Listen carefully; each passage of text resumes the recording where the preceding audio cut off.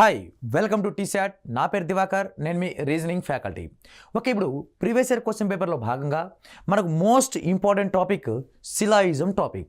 మనకి వీరికి ఆన్సర్ చేయాలి అంటే first of all exam point of వ్యూలో ఈ సిలాయిజం టాపిక్ నుంచి క్వశ్చన్ వచ్చింది అని ఎలా కనుక్కోవాలి అనేది ఇంపార్టెంట్. మనకు ఈ సిలాయిజం టాపిక్లో స్టేట్మెంట్ అండ్ కన్క్లూజన్ ఇవ్వడం జరుగుతుంది. స్టేట్మెంట్స్లో ఏ పదాలు అయితే ఉంటాయో కన్క్లూజన్లో కూడా అవే పదాలు ఉంటాయి. ఆ పదాలు ఏవేవి అంటే ఆల్ అనే పదం, all, some, next one no, some not. Okay, ఇవి మన ఓల్డ్ మోడల్ పేపర్స్ కనుక తీసుకుంటే ఈ 4 పదాల పైన క్వశ్చన్ అడిగేవాడు. కానీ ప్రజెంట్ లేటెస్ట్లో క్వశ్చన్స్ ఏ విధంగా అడుగుతున్నాడంటే ఓన్లీ ఏ ఫ్యూ అని దానిపైన, నెక్స్ట్ అదేవిధంగా ఓన్లీ అనే పదం పైన. ఓకే, ఇవి కూడా మోస్ట్ ఇంపార్టెంట్. ఇక్కడ ఈ all, some, no, some not అనేవి old model questions. Latest questions కూడా ఏ టాపిక్ మీద ఏం కాన్సెప్ట్ తీసుకొస్తున్నా అంటే ఓన్లీ ఏ ఫ్యూ, ఓన్లీ అనే పదం తీసుకొస్తున్నాడు. ఓకే, ఫస్ట్ ఆఫ్ ఆల్ వీటికి సంబంధించిన వెన్ డయాగ్రామ్స్ ఎలా వస్తాయి? ఈ మనకు వెన్ డయాగ్రామ్ ఉపయోగించే మనకు ఈ ఇచ్చిన స్టేట్మెంట్ ద్వారా మనం ఏం చేస్తామంటే వెన్ డయాగ్రామ్ గీస్తాం. ఆ వెన్ డయాగ్రామ్ ఉపయోగించుకొని మనకిచ్చే కన్క్లూజన్స్లో మనకు ఏది రైటో ఏది రాంగో మనకు డిసైడ్ అవుతుంది. అంటే స్టేట్మెంట్ ద్వారా వెన్ డయాగ్రామ్ గీయాలి, వెన్ డయాగ్రామ్ ద్వారా కన్క్లూజన్ గీయాల్సి ఉంటుంది. ఓకే, ఇప్పుడు చూద్దాం ఆల్ డయాగ్రామ్. ఆల్ అంటే తెలుగులో అన్నీ అంటాం. కాబట్టి ఇక్కడ వీటికి సంబంధించిన డయాగ్రామ్ ఎలా వస్తుందంటే ఒకదాని ఒకటి లోపల ఇన్నర్ సర్కిల్ వస్తాయి. అంటే ఒకదాని లోపల ఉన్న సర్కిల్ మొత్తాన్ని ఏం పేరుతో పిలుస్తామంటే ఆల్ అనే పేరుతో పిలుస్తాం. దీనికి సంబంధించిన ఎగ్జాంపుల్ వచ్చి ఆల్ ఏస్ ఆర్ బి అని ఇస్తాడు. అప్పుడు లోపల ఉన్న సర్కిల్ ఎల్లప్పుడూ దేని ఇండికేట్ చేస్తుందంటే ఏని ఇండికేట్ చేస్తుంది. బయట ఉన్న సర్కిల్ దేని ఇండికేట్ చేస్తుందంటే బిని ఇండికేట్ చేస్తుంది. ఇప్పుడు లోపల ఉన్నదాన్ని ఏ ఎందుకు అనుకోవాలంటే ఎవరైతే ఆల్ అనే పదం పక్కన ఎవరైతే ఉంటారో వాళ్ళందరూ ఇన్నర్ సర్కిల్ లోపల సర్కిల్లో ఉండాలి. కాబట్టి ఆ ఏ ప్లేస్లో ఎవరైనా ఉన్నాయి, యానిమల్ పేరు కానీ, వెజిటేబుల్ నేమ్స్ కానీ, ఫ్రూట్స్ నేమ్స్ కానీ ఏ విధంగా అడగచ్చు క్వశ్చన్. వాడి యొక్క మీనింగ్ తెలియాల్సిన అవసరం లేదు, వొకాబులరీ తెలియాల్సిన అవసరం అంతకన్నా లేదు. కాబట్టి వాడికి మీనింగ్ తెలియకపోయినా కూడా వాడి యొక్క క్యాపిటల్ లెటర్స్తో ఇన్వాల్వ్ చేసినా సరిపోతుంది. నెక్స్ట్ వన్ సమ్ డయాగ్రామ్ ఎలా ఉంటుందంటే ఒకదానికొకటి ఇంటర్సెక్షన్ డయాగ్రామ్ ఉంటాయి. అంటే ఏలో కొంత భాగం బి అని, బిలో కొంత భాగం ఏ అని ఉంటుంది. కాబట్టి ఇక్కడ ఏ ఉంటే ఇక్కడ బి, లేదా ఇక్కడ బి ఉంటే ఇక్కడ ఏ. కానీ ఇక్కడ సమ్ముకు ప్లేస్ చేంజ్ అయినంత విధంగా ఆల్కి ప్లేస్ చేంజ్ అవ్వకూడదు. ఎందుకు చేంజ్ అవ్వకూడదు అంటే ఆల్ పక్కన అంటే అన్ని ఏలు ప్రతి ఒక్క ఏ అంతా బి లోపల ఉండాలి అనేది దాని యొక్క మీనింగ్. కాబట్టి ఆల్ ఏస్ ఆర్ బి అనేది ఉంటే ఆల్ పక్కన ఎవరైతే ఉంటారో వాళ్ళు ఎల్లప్పుడూ లోపల సర్కిల్లో ఉండాలి. తర్వాత నో డయాగ్రామ్ ఎలా ఉండాలి అంటే ఒకదానికొకటి ఇండివిజువల్ సర్కిల్ ఉండాలి. ఇండివిజువల్ సర్కిల్ అంటే ఏ అనేది బితో నో రిలేషన్ ఉంది, బి అనేది ఏతో నో రిలేషన్ ఉంది. ఈ విధంగా ఉండాలి. వాటి మధ్య నో ఉంది అంటే ఖచ్చితంగా ఇలా లైన్ రాసి మరి నో అనే పదం రాయాలి. అలా దూరంగా ఉన్నప్పుడు వాటి మధ్య సంబంధం ఉండొచ్చు, ఉండకపోవచ్చు అనే అర్థం కూడా వస్తుంది. కాబట్టి నో ఉన్నప్పుడు ఖచ్చితంగా ఈ విధంగా రాయడం మంచిది. తర్వాత సమ్ నాట్ అనే డయాగ్రామ్, ఇది ఇంతవరకు ఎక్కడ అడగలేదు. కానీ సమ్ నాట్ డయాగ్రామ్ ఎలా వస్తుందంటే ఇది 2 పదాల కలయిక, సమ్ము, నో. కాబట్టి దీని యొక్క డయాగ్రామ్ సమ్ డయాగ్రామ్ గీసి ఏలో ఉండి బిలో ఉండకూడదంటే ఏని షేడ్ చేయాలి. ఇక్కడ ఈ విధంగా దానికి సమ్ నాట్ డయాగ్రామ్ని ఇండికేట్ చేస్తాం. తర్వాత only a few. Present latest క్వశ్చన్లో మోస్ట్ ఇంపార్టెంట్ పదాలు ఈ 2, ఓన్లీ ఏ ఫ్యూ, ఓన్లీ అనే పదం. కాబట్టి ఇక్కడ ఓన్లీ ఏ ఫ్యూ వచ్చినప్పుడు ఇది దేని యొక్క కలయిక అంటే ఇది సమ్ము, సమ్ నాట్. ఈ 2 కలిస్తేనే సమ్ము, సమ్ నాట్. కొన్ని కాదు, కొన్ని కొన్ని కాదు అనే పదం కలిస్తే అది దేనికి సమానం అవుతుందంటే ఓన్లీ ఏ ఫ్యూ, కొన్ని మాత్రమే అనే పదానికి అర్థం మీనింగ్ వస్తుంది. Some not. తర్వాత ఇక్కడ ఓన్లీ అనే పదం, ఓన్లీ యొక్క పదం దేనికి మీనింగ్ వస్తుందంటే all plus no, all plus నోకి యొక్క మీనింగ్ వస్తుంది. కాకపోతే ఇక్కడ ఓన్లీ వచ్చినప్పుడు ఇక్కడ only A or B, only A or B అంటే దానికి సంబంధించిన డయాగ్రామ్ ఎలా గీయాలి అంటే ఇప్పుడు ఓన్లీ అనే పదం వచ్చినప్పుడు మనం ఫాలో అవ్వాల్సిన ఫస్ట్ ఇంపార్టెంట్ పాయింట్ ఏమంటే వాటి యొక్క పారామీటర్ని చేంజ్ చేయాలి. ఫర్ ఎగ్జాంపుల్ ఆల్ వచ్చినప్పుడు ఆల్ పక్కన ఎవరైతే ఉన్నారో వాళ్ళు లోపల సర్కిల్గా, ఇప్పుడు ఆల్ డయాగ్రామే గీస్తున్నాం. ఆల్ డయాగ్రామ్ అంటే inner circle, okay, inner circle గీయాలి. అండ్ అదేవిధంగా ఇక లోపల ఏ ఉన్నాడుగా, ఇప్పుడు పారామీటర్ని చేంజ్ చేయాలి, అంటే ప్లేసెస్ని మార్చాలి. ఏ ప్లేస్లో బి వస్తారు, బి ప్లేస్లో ఏ వస్తారు, ఎప్పుడు ఓన్లీ అనే పదం వచ్చినప్పుడు. కాబట్టి ఇక్కడ ఇప్పుడు బి అనేవాడు లోపల ఉండాలి, ఏ అనేవాడు బయట ఉండాలి. తర్వాత రెండో ఇంపార్టెంట్ పాయింట్ ఏమంటే ఇక్కడ ఓన్లీ వచ్చినప్పుడు పారామీటర్ చేంజ్ చేశాంగా. నెక్స్ట్ అదేవిధంగా లోపల ఉన్నవారు ఇన్నర్ సర్కిల్ ఉన్నవారు ఖచ్చితంగా రిమైనింగ్ వాటితో నో రిలేషన్ ఉండాలి. రిమైనింగ్ వాటితో ఏం సంబంధం ఉండాలి? నో. ఫర్ ఎగ్జాంపుల్ ఇక్కడ సి అనే పర్సన్ వచ్చాడు అనుకుందాం. ఇప్పుడు ఇక్కడ ఓన్లీ కాబట్టి బి అంతా ఎవరెవరితో నో రిలేషన్ ఉండాలి? సితో నో రిలేషన్ ఉండాలి. ఒకవేళ డి సర్కిల్ వచ్చినా కూడా డితో కూడా నో రిలేషన్ ఉండాలి. అది దాని యొక్క మీనింగ్. ఏ దానికి? ఓన్లీ అనే పదానికి. ఓన్లీ వచ్చినప్పుడు పారామీటర్స్ చేంజ్ చేయాలి, ఫస్ట్ ఇంపార్టెంట్ పాయింట్. తర్వాత సెకండ్ ఇంపార్టెంట్ పాయింట్ వచ్చి ఆ ఇన్నర్ సర్కిల్ ఎవరైతే ఉన్నారో వాళ్ళు రిమైనింగ్ సర్కిల్తో నో రిలేషన్తో ఉండాలి. అలా ఉంటే అది దేనికి సమానం అవుతుందంటే ఓన్లీ అనే పదానికి సమానం అవుతుంది. నెక్స్ట్ అదేవిధంగా ఓన్లీ ఏ ఫ్యూ వచ్చినప్పుడు దేనికి సమానం అవుతుందంటే ఇక్కడ సమ్ ప్లస్ సమ్ నాట్ అంటే ఇక్కడ సమ్ డయాగ్రామ్ ఎలా వస్తుందంటే ఇంటర్సెక్షన్ డయాగ్రామ్ వస్తుంది. సమ్ డయాగ్రామ్ ఎలా వస్తుంది? Intersection diagram. తర్వాత ఇందులో కొంత భాగం ఏం కాకూడదు అంటే ఇక్కడ బి కాకూడదు అని ఇలా సమ్ డయాగ్రామ్ రావాలి. And at a time some not diagram కూడా ఒకేసారి రావాలి. కాబట్టి ఈ 4 పదాలైతే old model questions, all, some, no, some not.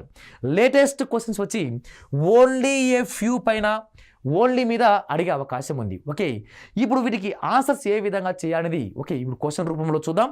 Okay, first question చూసుకుంటే స్టేట్మెంట్ ఒక 3 స్టేట్మెంట్ ఇవ్వడం జరిగింది. దానికి సంబంధించిన కన్క్లూజన్స్ మనకు సిలాయిజం టాపిక్లో possibility case, definite cases, only a few cases, only case, అలా మొత్తం ఓవరాల్గా ఒక 4 కేసెస్ ఇవ్వడం జరుగుతుంది. కాబట్టి first of all parties are muffin. All parties అంటే ఇక్కడ ఆల్ డయాగ్రామ్ కాబట్టి ఒక దాని లోపల ఒకటి ఉండాలి. ఓకే, అప్పుడు లోపల ఎవరు? పార్టీ పి, బయట ఎవరు అంటే ఎం. తర్వాత ఓన్లీ ఏ ఫ్యూ, ఇప్పుడు ఇదివరకే చెప్పుకున్నాం. ఓన్లీ ఏ ఫ్యూ అంటే దేనికి సమానం అంటే only a few some plus some not ఒకేసారి రావాలి. సమ్ నాట్ ఒకేసారి వస్తేనే అది దేనికి సమానం అంటే ఓన్లీ ఏ ఫ్యూకి సమానం అవుతుంది. Only a few muffin and home. First of all మఫిన్కి ఎంకి హెచ్కి మధ్య ఏం డయాగ్రామ్ ఉండాలి అంటే first of all some diagram ఉండాలి. దాని తర్వాత మళ్ళీ ఏముండాలి? Some not. మళ్ళీ అదేవిధంగా ఎంలో కొంత భాగం హెచ్ ఉంటూ అండ్ అదేవిధంగా ఎంలో కొంత భాగం ఏం అవ్వకూడదు అంటే హెచ్ అవ్వకూడదు. ఇక్కడ నో రిలేషన్. ఓకే, జాగ్రత్త. ఎంకి హెచ్కి మధ్య ఓన్లీ ఏ ఫ్యూ ఇచ్చాడు అంటే అప్పుడు సమ్ ప్లస్ సమ్ నాట్ రెండింటిని ఈక్వల్ చేయాల్సి ఉంటుంది. తర్వాత సమ్ హోమ్ ఆర్ బటర్ఫ్లై, హెచ్లో కొంత భాగం, మళ్ళీ హెచ్లో కొంత భాగం ఎవరు అంటే బటర్ఫ్లై ఉన్నారంట. కాబట్టి ఇది అతను ఇచ్చే 3 స్టేట్మెంట్స్ సంబంధించిన డయాగ్రామ్స్. ఫస్ట్ కన్క్లూజన్ కనుక తీసుకుంటే సమ్ బటర్ఫ్లైస్ ఆర్ పార్టీ అంటే సమ్ డయాగ్రామ్ ఎలా రావాలి, ఇంటర్సెక్షన్ డయాగ్రామ్ రావాలి. దేని మధ్య ఇంటర్సెక్షన్, అది బటర్ఫ్లైకి అండ్ అదేవిధంగా పార్టీకి. ఈ విధంగా డయాగ్రామ్ ఉందేమో చూడండి ఇక్కడ ఒకసారి. బీపీ రెండు దూరంగా ఉన్నాయి. దూరంగా ఉన్నప్పుడు వాటి మధ్య ఇటువంటి డయాగ్రామ్ ఏర్పడే అవకాశం ఉందా అంటే లేదు. కాబట్టి first conclusion will be wrong. తర్వాత all muffin are home is a possibility. ఇక్కడ ఈజ్ ఏ పాసిబిలిటీ పదం కానీ లేక క్యాన్ బి లేదా మేబీ అనే పదాలు కనబడితే అవన్నీ పాసిబిలిటీకి సంబంధించిన cases.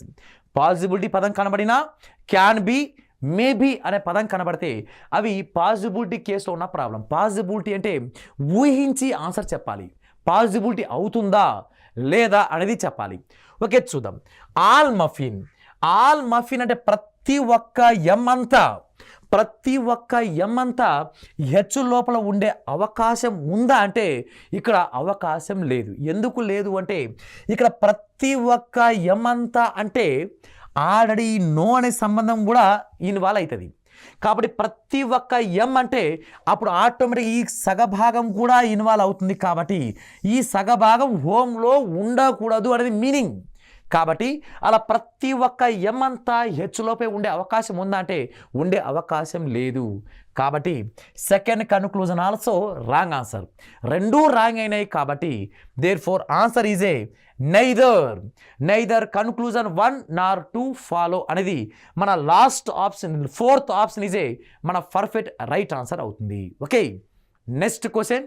Statement some lobby is a balcony, some balcony is a garage, only a few. మళ్ళీ ఇక్కడ ఓన్లీ ఏ ఫ్యూ ఇచ్చాడు. Only a few lobby is a market. Okay, ఇక్కడ డయాగ్రామ్ కనుక తీసుకుంటే some lobby are balcony, some diagram ఇలా ఉండాలి. దేనికి lobby and balcony. తర్వాత సమ్ బాల్కనీ ఆర్ గ్యారేజ్, బాల్కనీలో కొంత భాగం ఏముండాలంటే గ్యారేజ్ ఉండాలి. అప్పుడు లోబీకి గ్యారేజ్కి మధ్య సంబంధం మేబీ ఉండొచ్చు, ఉండకుండా పోవచ్చు. తర్వాత ఓన్లీ ఏ ఫ్యూ అంటే ఇప్పుడు ఇదివరకే చెప్పుకున్నాం, సమ్ ప్లస్ సమ్ నాట్ రెండు కలిసి రావాలి. దేని మధ్య సమ్, లోబీ అండ్ మార్కెట్కి లోబీకి ఫస్ట్ సమ్ డయాగ్రామ్ ఉండాలి. అండ్ అదేవిధంగా ఓన్లీ ఏ ఫ్యూ పక్కన ఎవరున్నారు, లోబీలో కొంత భాగం ఏం అవ్వకూడదు అంటే మార్కెట్ అవ్వకూడదు, నో అనే రిలేషన్ రావాలి. ఎప్పుడైతే ఓన్లీ ఏ ఫ్యూ కనబడుతుందో అప్పుడు సమ్ ప్లస్ నో కిందికి, సమ్ ప్లస్ సమ్ నాట్ కిందికి రావాలి. Okay, conclusion some lobby are not market. Okay, లోబీలో కొంత భాగం మార్కెట్ కాదా అంటే ఇదే అడిగింది వాడు. ఓకే, లోబీలో కొంత భాగం మార్కెట్ కాదు. Okay, perfect right answer. Okay, అతను చెప్పింది కూడా ఇదే. ఓన్లీ ఏ ఫ్యూ అంటే సమ్ నాట్ కూడా ఇన్వాల్వ్ అవుతుంది. తర్వాత సమ్ గ్యారేజ్లో కొంత భాగం, being Lobby is a possibility అంటే గ్యారేజ్లో కొంత భాగం లోబీలో ఉండే అవకాశం ఉందా అంటే ఫస్ట్ ఆఫ్ ఆల్ లోబీకి గ్యారేజ్కి కాండ్సే రిలేషన్లో ఉంది.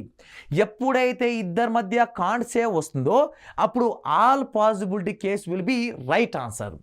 ఎప్పుడైతే ఎనీ టూ పారామీటర్స్ కాండ్సే అంటామో అంటే ఇద్దరి మధ్య సంబంధం దూరంగా ఉంటుందో లేక చెప్పలేము అవుతుందో అప్పుడు ఆల్ పాసిబిలిటీ కేస్ ఏమవుతుందంటే మనకు పర్ఫెక్ట్ రైట్ ఆన్సర్ అయితే అవుతుంది. కాబట్టి ఇక్కడ గ్యారేజ్కి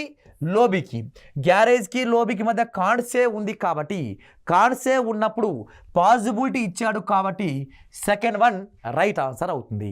కాబట్టి రెండూ రైట్ అయినాయి. కాబట్టి బోత్ కన్క్లూజన్ 1 and 2 ఫాలో అనేది మన last option is a right answer అవుతుంది. Okay, next question. A few carrot, ఇక్కడ ఏ ఫ్యూ మాత్రమే అన్నాడు. ఇక్కడ ఓన్లీ ఏ ఫ్యూ అంటే ఇప్పుడు మనం చెప్పుకున్నది ఏది, సమ్ ప్లస్ సమ్ నాట్. ఎప్పుడైతే ఏ ఫ్యూ వస్తాడో, ఏ ఫ్యూ అనే పదం వాడతాడో అప్పుడు సమ్ మాత్రానికే ఈక్వల్ చేయాలి. ఎప్పుడైతే ఈచ్ అనే పదం వస్తుందో అప్పుడు ఇండైరెక్ట్గా ఆల్కి సమానం చేయాలి. ఓకే, ఇవన్నీ కొన్ని కీ పాయింట్స్ ఇవన్నీ. ఓకే, ఇక్కడ a few carrot are radish, each radish are tomato, no radish is a potato. ఇక్కడ ఏ ఫ్యూ అంటే సమ్ మాత్రమే, some carrot. Okay, some carrot are radish. Next one అదేవిధంగా ఈచ్ రాడిష్, ఈచ్ అంటే ప్రతి ఒక్కటి, all radish. All radish అంటే are ఎక్కడెక్కడైతే ఉన్నారో అందరినీ మనము యాక్యుపై చేయాలి. ఆర్ని మొత్తాన్ని యాక్యుపై చేసిన తర్వాత ఎవరు యాక్యుపై చేయాలి? Tomato, T. తర్వాత no radish is a potato. మళ్ళా ఈ రాడిష్ అనేవారు పొటాటోతో ఏం సంబంధం ఉందంటే నో సంబంధం అనేది ఉంది. ఓకే, రాడిష్ పొటాటోకి నో సంబంధం. అండ్ అదేవిధంగా క్యారెట్కి రాడిష్కి సమ్ డయాగ్రామ్, రాడిష్కి టమాటోకి ఆల్ డయాగ్రామ్. ఓకే, ఇక్కడ కన్క్లూజన్ చూసుకుంటే ఇక రెండు కన్క్లూజన్ కూడా పాసిబిలిటీ కేసే ఇవ్వడం జరిగింది. ఓకే, చూద్దాం. ఆల్ క్యారెట్, ఆల్ క్యారెట్ అంటే ప్రతి ఒక్క క్యారెట్ తీసుకుంటే ప్రతి ఒక్క క్యారెట్తో పాటు ఎవరు కూడా వస్తారు? కొంత భాగం రాడిష్, కొంత భాగం రాడిష్ వస్తారుగా. ఆ కొంత భాగం రాడిష్ పొటాటోలో పెట్టే అవకాశం ఉందా అంటే పొటాటోకి రాడిష్కి మధ్య సంబంధం నో. అంటే ప్రతి ఒక్క క్యారెట్ తీసుకుంటే క్యారెట్ మొత్తం వస్తే ఆటోమేటిక్గా రాడిష్ కూడా వస్తారు. ఆటోమేటిక్గా డైరెక్ట్గా రాడిష్కి పొటాటోకు నో సంబంధం ఉన్నప్పుడు అప్పుడు ఖచ్చితంగా క్యారెట్ మొత్తాన్ని పెట్టలేం, కానీ కొంత భాగం పెట్టచ్చు, కొంత భాగం పెట్టచ్చేమో కానీ క్యారెట్ మొత్తాన్ని మనము తీసుకెళ్ళి పొటాటోలో పెట్టలేము. కాబట్టి అప్పుడు ఫస్ట్ వన్ అనేది రాంగ్ ఆన్సర్ అవుతుంది. తర్వాత second conclusion, some potato being tomato. పొటాటోలో కొంత భాగం టొమాటోలో పెట్టే అయ్యే అవకాశం ఉందా అంటే పొటాటోకి టమాటోకి టీపీ మధ్య డయాగ్రామ్ కాన్సే, ఎందుకంటే దూరం దూరంగా ఉంది. నో డయాగ్రామ్ ఉన్నది ఎవరెవరికి? ఆర్కి పీకి మాత్రమే నో డయాగ్రామ్. కాబట్టి ఇప్పుడు ఈ సమ్ డయాగ్రామ్, ఈ పొటాటోలో కొంత భాగం ఈ టొమాటో లోపల పెట్టే అవకాశం ఉందా అంటే పెట్టే అవకాశం ఉంది. కాబట్టి second conclusion will be right answer. Second one right అవుతుంది. కాబట్టి options only conclusion two follow అనేది మన సెకండ్ ఆప్షన్ ఇజే రైట్ ఆన్సర్ అవుతుంది. Okay, next question, some doors are open, no open is close. Okay, two statement ఇవ్వడం జరిగింది. Okay, ఇక్కడ some door, some diagram, డోర్కి and ఓపెన్కి.